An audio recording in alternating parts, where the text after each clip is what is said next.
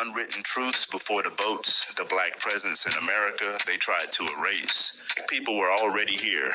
The Olmecs left stone faces with broad noses and full lips, undeniably African. In 1311, Mansa Abu Bakari of Mali sent 2,000 ships west, centuries before Columbus. They didn't come in chains. They came as explorers, scholars, and navigators. Even Spanish conquistadors documented seeing black people already living in the Americas. Tribes like the Yamasee, Choctaw, and Washita held black blood long before slavery began. This wasn't just survival, it was civilization, alliance, culture. So why were they erased from the books? Because if they could rewrite who you were, they could control who you become. They want you to believe you only arrived in chains.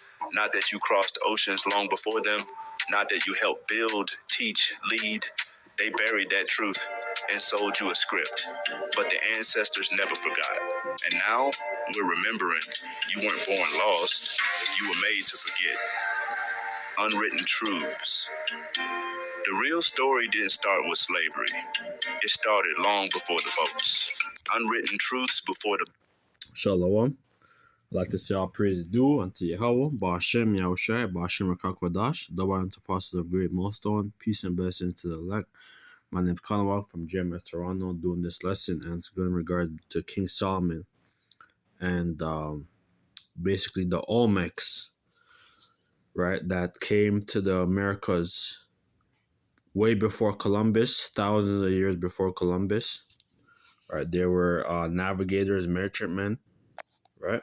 So I'm going to get 1 Kings 10 and 21. All the 1 Kings 10 verse 21, and all King Solomon drinking vessels were of gold, and all the vessels of his house of the forest of Lebanon were of pure gold. None were of silver. It was nothing accounted in the days of Solomon. So Solomon was rich. He was wealthy, right? He's decked out, right? This is King Solomon. We know that King Solomon is Yahweh Shai in his reincarnations in his past life. For the king had at sea a navy of Tarshish. You know that Tarshish would be in Spain, with a navy of Harem. 1 of 3 years came the navy of Tarshish, bringing gold, silver, ivory, and apes and peacocks. Right. So King Harem, right, which were the Phoenicians. They were navigators. They were explorers, and I'm sure that Jake, were possibly with them too, because I have this book called "They Came Before Columbus" by Ivan Sertima. I can't find it, but it's here in my house somewhere. It's called "They Came Before Columbus," and they would come to the Americas, known as Mexico, or Central America, the Caribbean, and they would get, like they would, they built up, cities and stuff, in that region, right? That's why they have the Olmec heads in Mexico, right? So there's a great history, a great knowledge, right? Which goes back to the time of King Solomon, and so King Solomon exceeded all the kings of the earth for riches and wisdom. So Solomon was the wisest king of all the earth, right? He was very wise, right? And yeah, so I'm gonna get you this first. So like a second Esdras 13 verse 40, because it's going to go into the 12 tribes. Sorry, it's going to go into the 10 tribes that was carried captive during the time of the Assyrian captivity, where the northern kingdom was lent to captivity. All right. Second Esdras 13 and 40, and those are the 10 tribes which were carried away prisoners out of their own land in the time of Hosea the king, whom Samnazar the king of Assyria led away captive, and he carried them over the waters. So came they into another land. Right. So this is what happened. They were led into captivity under Assyrian captivity. Right, and they have the foot. They also have the images. let me go on Google. Assyrian captivity. Assyrian captivity. Captivity. Assyrian captivity and the Israelites. It's gonna show you these images, right? This was our people. This is the Assyrian. The Assyrian, they're leading the Israelites captive, right? Because a lot of people were into idolatry and witchcraft. See, this is another one. He has braids, being led away captive into Assyria, right? Because they were nothing but idol worshippers. And then, also the southern tribe, Judah, Benjamin, Levi, they were only a handful of righteous kings. There's only like 2 or 3 righteous kings, all the kings of Judah, right? And that's why we end up going to captivity too, 70 AD. Being led prisoners out of out of the Roman captivity.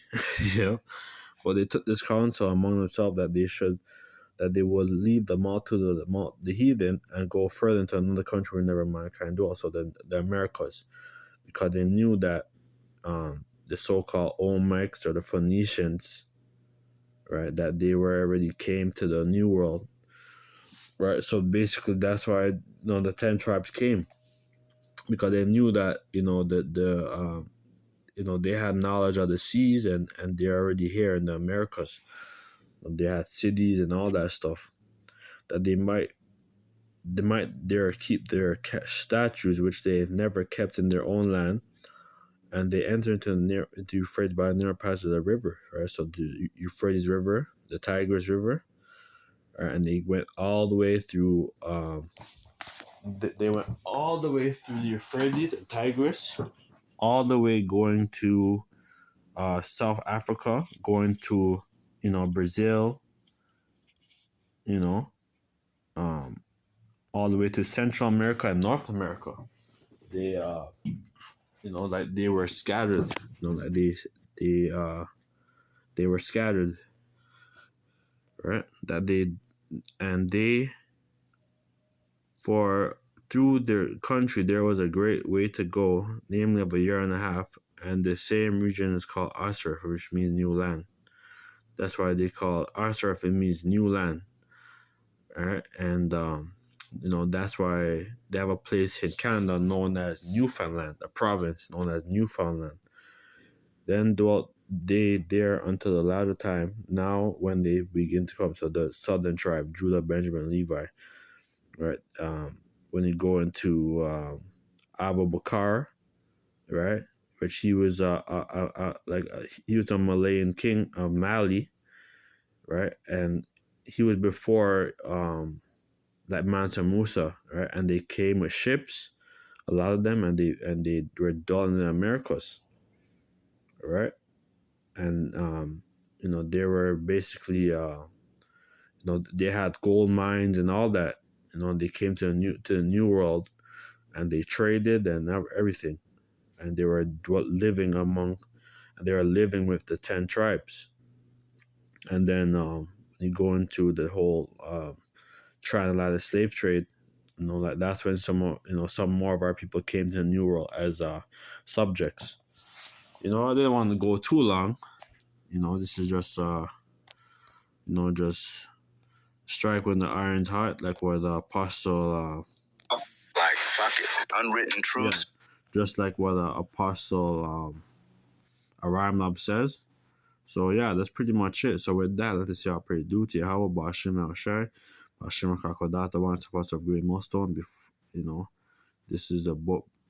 There's a very good book called They Came Before Columbus by Ivan Sertima. Very good book. So yeah, that's pretty much it. So with that, let's see our prayer duty. How about Bashim Shai, Bashim Kakodata. Shalom. Before the boats, the black presence in America, they tried to erase. People were already here. The Olmecs left stone faces with broad noses and full lips, undeniably African. In 1311, Mansa Abu Bakari of Mali sent 2,000 ships west, centuries before Columbus. They didn't come in chains. They came as explorers, scholars, and navigators. Even Spanish conquistadors documented seeing black people already living in the Americas. Tribes like the Yamasee, Choctaw, and Washita held black blood long before slavery began. This wasn't just survival, it was civilization, alliance, culture. So why were they erased from the books? Because if they could rewrite who you were, they could control who you become. They want you to believe you only arrived in chains. Not that you crossed oceans long before them, not that you helped build, teach, lead. They buried that truth and sold you a script. But the ancestors never forgot. And now we're remembering you weren't born lost, you were made to forget. Unwritten truths. The real story didn't start with slavery. It started long before the boats.